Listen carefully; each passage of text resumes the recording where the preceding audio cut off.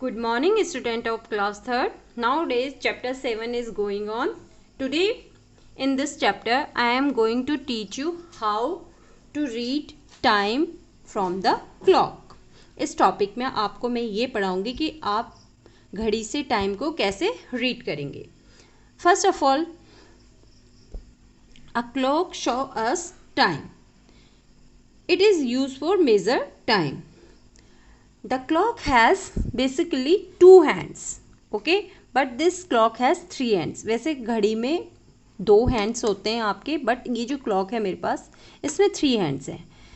First hand is short hand, okay, ये जो आपकी hand है ये short hand है, and this hand shows us hours. ये hand हमें घंटे show करती है.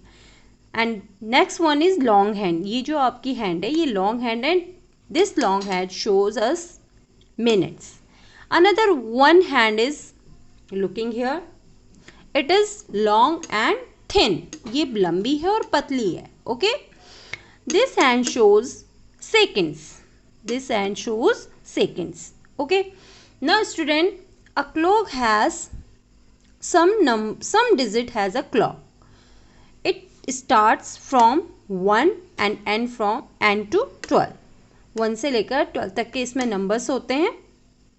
And between two numbers there are 5 minute gap.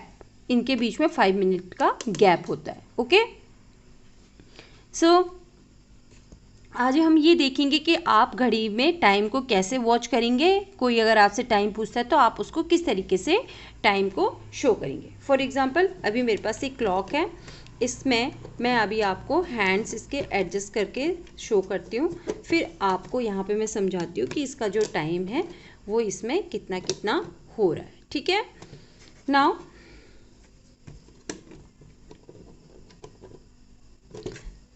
Student, this is hour hand and this is minute hand. Because ये आपकी शॉर्ट हैंड है तो मैंने आपको समझाया था कि शॉर्ट हैंड आपकी आवर को शो करती है एंड मिनट हैंड आपकी लॉन्ग हैंड जो है ये मिनट को शो करती है.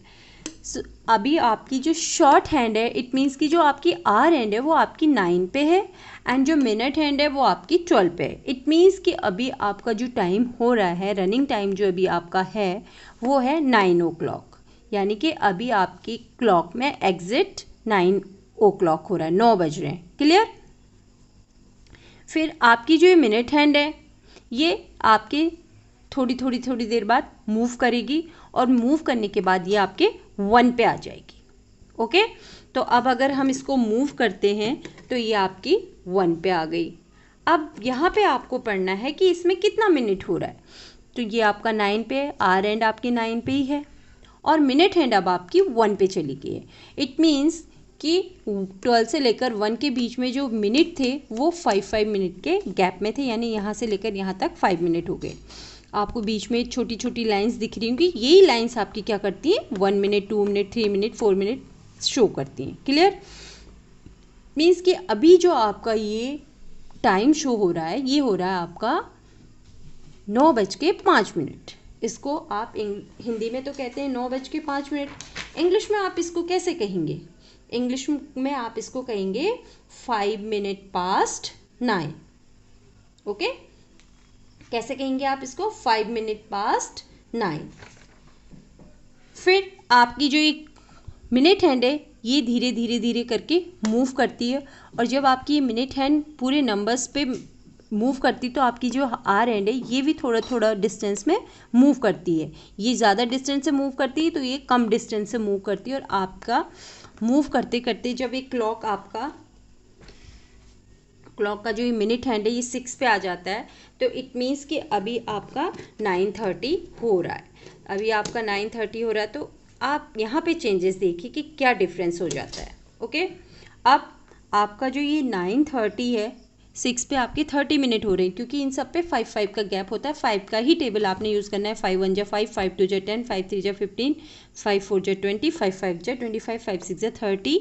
लाइक दिस आपने इसको 5 के टेबल के अराउंड के हिसाब से ही रीड करना है. ओके, अब आपकी जो ये क्लॉक है यहाँ पे ये आ गई 6 पे. तो आपने यहाँ ऑब्जर्व किया होगा कि जो हमारा 9 पे था पहले आर एंड, अब वो 9 और 10 के बिटवीन में चला गया है. बिकॉज मैंने आपसे कहा था कि जब आपकी मिनट हैंड मूव करती है तो मिनट हैंड आपकी तेज़ी से मूव करती है, बट ये जो आर हैंड है इतनी तेज़ी से नहीं, बट ये भी धीरे धीरे क्या करती है, मूव करती है। अगर ये मूव नहीं करेगी, आपकी 9 पे ही रहेगी, तो कैसे हमें पता चलेगा कि टाइम आगे फॉरवर्ड हो रहा है, टाइम आगे बढ़ रहा है। तो आपकी जो आर हैंड है ये मिनट हैंड के अकॉर्डिंग ही ये भी मूवमेंट करेगी। अब आप देखिए यहाँ पे कि 9:30 आपका हो रहा है और आपकी जो आर हैंड है वो 9 और 10 के बिटवीन में है। तो जब भी मैं अगर आपसे क्लॉक बनाने के लिए पूछूं और आपको बताया जाए कि आपको टाइम 30 मिनट में शो करना है, चाहे वो 8:30 हो 7:30 हो, तो आपको बस एक चीज़ का ध्यान रखना है कि जितना टाइम पूछा गया है, जैसे 7:30 पूछा है तो आपकी जो आर एंड है वो 7 और 8 के बिटवीन होनी चाहिए। अगर आप उसको 7 पे बनाएंगे और 6 पे मिनट हैंड को रखेंगे तो इट मीन्स कि आपका जो क्लॉक है वो रॉन्ग है, आपने उसको गलत फॉर्मेट में बना रखा है। You always remember when you will show 30 minute then your r end will be between of two numbers. जो भी टाइम आपसे पूछा जाता है उस नंबर से बीच बीच में आपकी जो क्लॉक होगी आर एंड होगी, उस पर आपकी आर एंड टाइम को शो करेगी। क्लियर ना। एक चीज़ और है इसमें कि इसमें जो 15 मिनट होते हैं आपके 3 पे, 5 3 जा 15, जब आपके 15 मिनट हो जाते हैं तो हिंदी में इसको हम पढ़ते हैं 3:15, 4:15, मतलब कि 4:15, 5:15, 6:15, 7:15। तो इसको आप हिंदी में तो बोलते हैं कि 3:15, 4:15, बट इसको इंग्लिश में कैसे बोलेंगे, इसको इंग्लिश में कैसे पढ़ते हैं, इसको इंग्लिश में पढ़ेंगे क्वार्टर पास्ट। अभी मैं आपको फॉर एग्जांपल बताती हूँ। मैं आपको बैक में मिनट हैंड को बैक में ले जाती हूँ।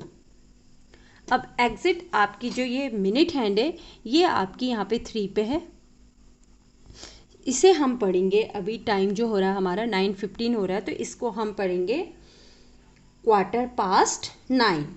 क्या पढ़ेंगे इसे? क्वार्टर पास्ट 9, क्वार्टर पास्ट 9 यानी कि 7। ओके, हम बोलते हैं ना 9:15 हो गए, 15 मिनट्स पास्ट 9, बट जो क्वार्टर में पूछा जाता है, अगर मैं पूछती हूँ कि क्वार्टर में कितने मिनट होते हैं, तो आपको क्लियर है बस कि क्वार्टर में आपके 15 मिनट होते हैं, हाफ एन आवर में आपके 30 मिनट होते हैं, क्वार्टर में आपके 15 मिनट, हाफ एन आवर में आपके 30 मिनट। क्लियर। तो जब भी आपकी क्लॉक में मिनट हैंड 3 पे रहेगी तो आपने उसको पढ़ना है क्वार्टर पास्ट। जितना भी टाइम हो रहा है, जैसे 10:15 हो रहा है तो आपने पढ़ना है quarter past 10, quarter past 11, quarter past 12, like this. Okay. अब आपकी जब मिनट हैंड है वो आपकी हाफ एन आवर पे आ जाती है, मतलब कि यहाँ पे आपका जो इसको हाफ एन आवर इसलिए कहते हैं क्योंकि जो आपकी ये मिनट हैंड है यहाँ पे पूरे अपनी जर्नी को, अपनी यात्रा को ये आधा यहाँ पे कंप्लीट कर देती है। क्लियर। यहाँ पे आपके 30 मिनट कंप्लीट हो जाते हैं, 60 पूरे मिनट्स होते हैं क्लॉक में, और यहाँ पे आपके इस 6 पे आके 30 मिनट कंप्लीट होते हैं, यानी कि आधा टाइम हो चुका है, आधा टाइम इसने और अभी अपनी जर्नी को पूरा करने में लगाना है। क्लियर। तो जब भी आपकी मिनट हैंड 6 पे रहेगी तो इसका मतलब होगा हाफ एन आवर। ठीक, हाफ एन आवर कैसे पढ़ेंगे आप इसको? जब भी आपकी जो हैंड होगी वो अगर 6 पे है तो आप क्या बोलेंगे उसको? 6:30 भी बोल सकते हैं, 30 मिनट पास 6 भी बोल सकते हैं, और 6:30 भी बोल सकते हैं, 6:30। नाउ अब आते हैं हम हमारे नेक्स्ट पार्ट पे। This is a 9। ओके। अब जब आपकी मिनट हैंड 9 पे आती है तो उसमें आपकी जो आर हैंड है उसमें क्या डिफरेंस होता है, उसकी पोजीशन को आप ध्यान से नोटिस करेंगे। ओके। नाउ अब आपकी जो आर हैंड है वो देखिए और आपकी मिनट हैंड वो देखिए। This is hour hand and this is minute hand. अब आपकी जो मिनट हैंड है वो 9 पे है और अभी आपका टाइम जो था 9 शो कर रहा था, बट अब आप देखेंगे जो आपकी आर हैंड है वो 9 से अपवर्ड हो गई है, 9 से ऊपर चली गई और ये बिल्कुल 10 के पास में आ चुकी है। ओके। मैंने आपको बताया था कि मिनट हैंड मूव करेगी तो आपकी आर हैंड भी मूव करेगी, थोड़ी थोड़ी डिस्टेंस में, ज़्यादा नहीं, थोड़ी थोड़ी डिस्टेंस में। अगर ये मूव नहीं करेगी तो फिर ये 9 से 10 पे कैसे जाएगी, 10 से 11 पे कैसे जाएगी। ओके।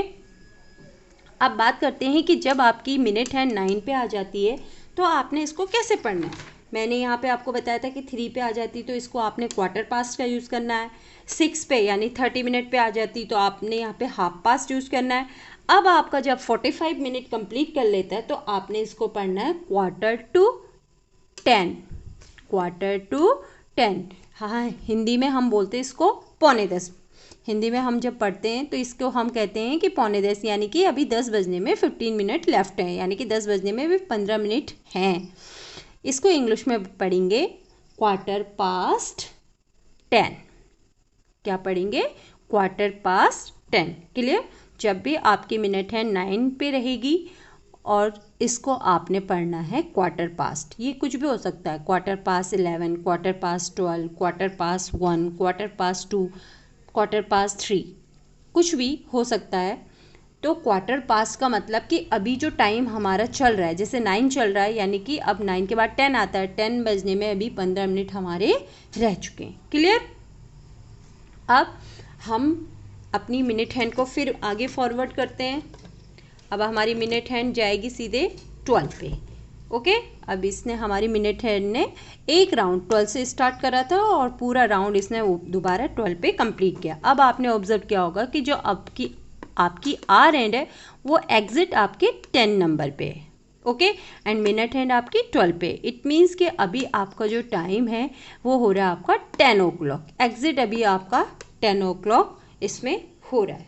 Clear student?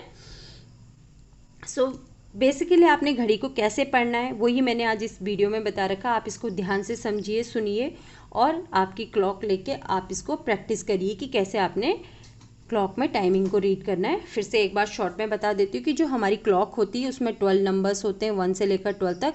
इनमें 5-5 का डिफरेंस होता है, मतलब कि 5-5 यूनिट का गैप होता है।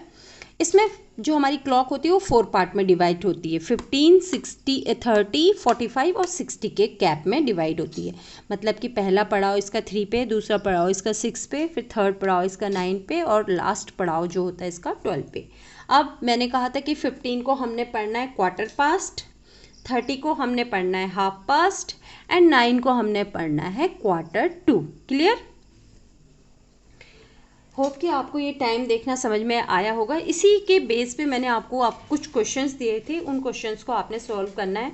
अब अगर क्वेश्चन आपसे पूछा जाता है कि आपकी जो मिनट हैंड है उसको 12 से लेकर 1 तक आने में कितना टाइम लगता है। ये मिनट हैंड है आपकी और ये आपकी अभी 12 पे है और इसको 1 पे आना है, तो 12 से लेकर 1 पे आने पे इसको कितना टाइम लगेगा। 12 से 1 तक आने पे इसको 5 मिनट लगेंगे, 12 से 2 तक आने पे 10 मिनट, 12 से 3 तक आने पे 15 मिनट। इस तरीके से आपने अपनी जो भी क्वेश्चंस हैं उनको उसके अकॉर्डिंग सॉल्व करना है। ओके, सो स्टूडेंट, होप कि आपको ये समझ में आया होगा। आप प्रैक्टिकली अपनी क्लॉक लें और उसमें इस चीज़ को करके देखेंगे तभी आपको समझ में आएगा। Thank you, have a nice day.